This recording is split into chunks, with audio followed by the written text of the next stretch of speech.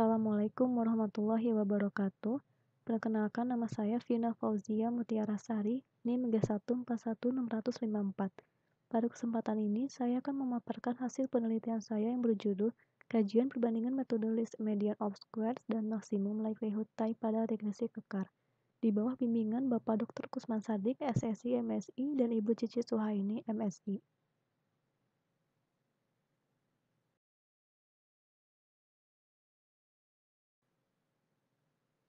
Pendahuluan. Analisis regresi merupakan suatu pendekatan statistika untuk mengidentifikasi serta memodelkan hubungan antar peubah. Hubungan tersebut dapat berupa linear dan non-linear dalam parameter.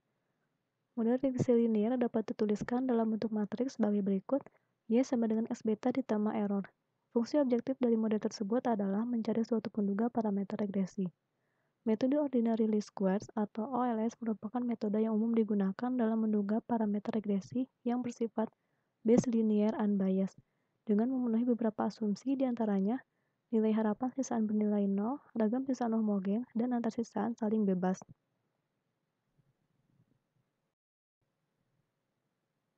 Namun, seringkali kita menemukan data yang mengandung amatan ekstrim atau biasa dikenal dengan pencilan. Pencilan merupakan suatu amatan yang memiliki pola berbeda dengan amatan lainnya.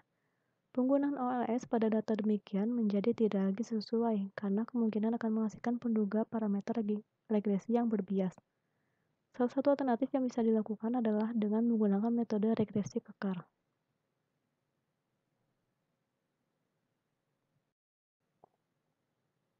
Regresi kekar merupakan salah satu teknik statistika dalam pendugaan parameter yang bersifat tidak sensitif terhadap pencilan. Contoh metode regresi kekar adalah metode Least Median of Squares atau LMS dan Maximum Likelihood Type atau metode M. Keduanya memiliki prinsip yang serupa dengan metode OLS yang meminimumkan jumlah kuadrat sisaan. Perbedaannya adalah, pada metode LMS diperoleh suatu penduga yang meminimumkan median kuadrat sisaan. Sementara itu, pada metode M diperoleh suatu penduga yang meminimumkan fungsi sisaan lain.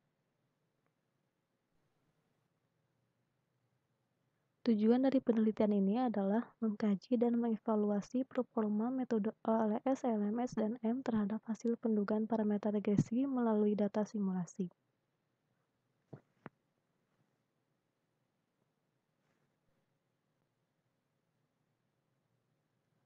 Data simulasi diperoleh dari pembangkitan bilangan acak berdasarkan model regresi linear berganda dengan dua peubah penjelas. Adapun kombinasi data yang digunakan ada 3 macam, yaitu yang pertama, ukuran contoh. Jumlah data yang digunakan berukuran 30, 100, dan 200, lalu banyaknya pencilan. Proporsi pencilan yang digunakan adalah 10%, 20%, dan 30% dari jumlah data. Terakhir adalah jenis pencilan. Ada 3 jenis pencilan yang akan dibangkitkan. Yang pertama yaitu vertical outliers, good leverage point, dan bad leverage point. Setelah diperoleh semua kombinasi, kemudian data tersebut digunakan untuk menduga parameter regresi menggunakan ketiga metode dengan proses pengulangan sebanyak 1000 kali untuk menghitung nilai rata-rata, nilai bias, dan kuadrat tengah sisaan. Prosedur analisis data. Langkah pertama adalah membangkitkan data non-pencilan dengan beberapa komponen yang telah ditetapkan, yaitu menentukan nilai parameter regresi atau beta yang bernilai 1, membangkitkan nilai sisaan yang diperoleh dari sebaran normal 0,1, menetapkan peubah penjelas yang diperoleh dari sebaran seragam mulai dari 1 sampai 5. Kemudian menghitung peubah respon menggunakan komponen regresi yang telah ditetapkan dengan rumus sebagai berikut. Langkah kedua adalah membangkitkan data pencilan vertical outliers. Cara yang dilakukan adalah dengan menambahkan amatan terpilih pada peubah respon dengan amatan pencilan yang diperoleh dari sebaran normal 30,1. Misalnya, kita tetapkan pada data yang berukuran 30. Amatan ke-1 dan kedua terpilih sebagai pencilan atas, lalu amatan ketiga terpilih sebagai amatan pencilan bawah.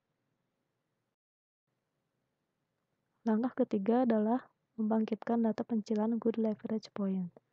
Cara yang dilakukan adalah dengan mengganti amatan terpilih pada peubah penjelas dengan amatan pencilan yang diperoleh dari sebaran seragam 10-15. Kemudian menghitung kembali peubah respon dengan peubah penjelas yang baru. Langkah keempat adalah membangkitkan data pencilan bad leverage point. Cara yang dilakukan adalah sama seperti vertical outliers dan leverage point sehingga diperoleh dataset sebagai berikut.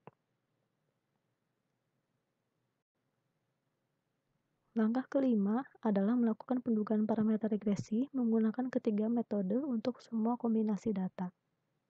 Langkah keenam adalah melakukan pengulangan sebanyak 1000 kali untuk setiap ukuran contoh dan proporsi pencilan. Terakhir adalah evaluasi kebaikan model dengan menghitung nilai rata-rata bias dan kuadrat dengan sisaan dengan menggunakan rumus sebagai berikut. Hasil dan pembahasan. Kombinasi data yang telah dibangkitkan kemudian dilakukan identifikasi pencilan. Gambar di samping merupakan contoh plot identifikasi pencilan pada salah satu kombinasi data berukuran 30 dengan proporsi pencilan 30%. Berdasarkan gambar tersebut, terdapat beberapa amatan yang berada di luar batas atas dan batas bawah sebanyak 9 amatan. Namun amatan tersebut masih berada di dalam batas garis tegak. Berdasarkan letaknya, amatan itu teridentifikasi sebagai pencilan vertical outliers. Kemudian, pengaruh pencilan tersebut terhadap pendugaan parameter regresi dapat dilihat pada kriteria yang pertama, yaitu rata-rata nilai bias. Metode OLS menghasilkan pendugaan parameter regresi yang jauh dari nilai sebenarnya. Hal itu didasari oleh plot rata-rata nilai bias metode OLS paling tinggi di antara metode LMS dan M untuk semua ukuran contoh dan proporsi pencilan. Sementara itu, plot metode LMS menunjukkan nilai bias yang relatif stabil seiring dengan meningkatnya proporsi pencilan. Begitu pula dengan metode M yang menghasilkan nilai bias relatif stabil sekaligus paling kecil seiring dengan meningkatnya proporsi pencilan hingga 20%. Kriteria selanjutnya adalah rata-rata nilai KTS. Berdasarkan tabel di samping, metode OLS menghasilkan rata-rata nilai KTS paling tinggi saat proporsi pencilan meningkat.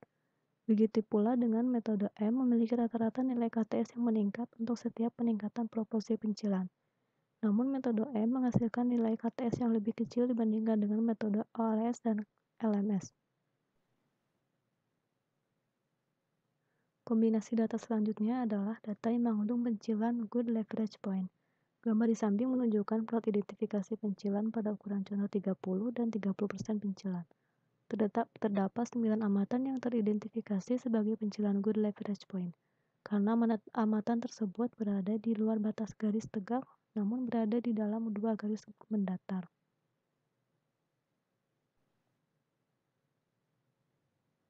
Pengaruh pencilan ini tidak begitu memengaruhi hasil pendugaan parameter regresi. Hal ini dapat dilihat pada gambar. Plot dari ketiga metode memiliki pola yang serupa dan menghasilkan nilai bias yang kecil. Namun di antara ketiganya, plot metode OLS paling rendah. Artinya metode OLS dapat menghasilkan pendugaan parameter regresi yang mendekati nilai sebenarnya, lalu diikuti oleh metode M dan LMS.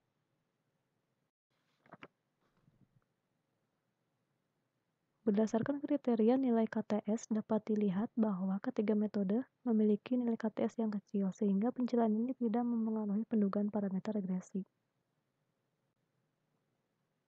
Kombinasi data berikutnya adalah data yang mengandung pencilan berleverage point. Pencilan ini merupakan kombinasi dari pencilan vertical outliers dengan leverage point.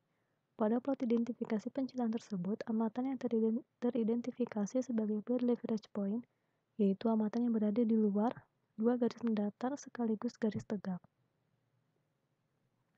Dari gambar tersebut terdapat 5 amatan pencilan atas serta 4 amatan pencilan bawah.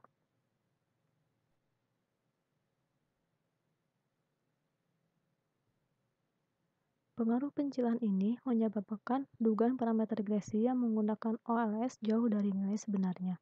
Begitu pula dengan metode M.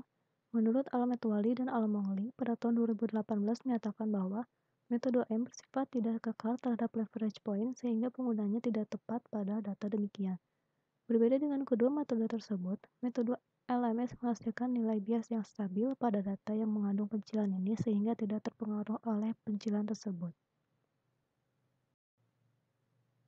Tabel berikut ini memperlihatkan bahwa pada metode LMS menghasilkan rata-rata nilai KTS yang stabil.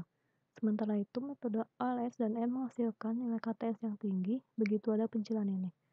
dan nilainya terus meningkat seiring dengan meningkatnya proporsi pencilan.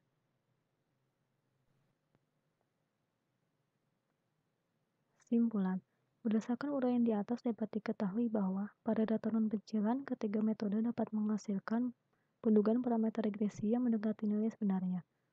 Metode ALS lebih tepat diterapkan pada data yang mengandung pencilan good leverage point.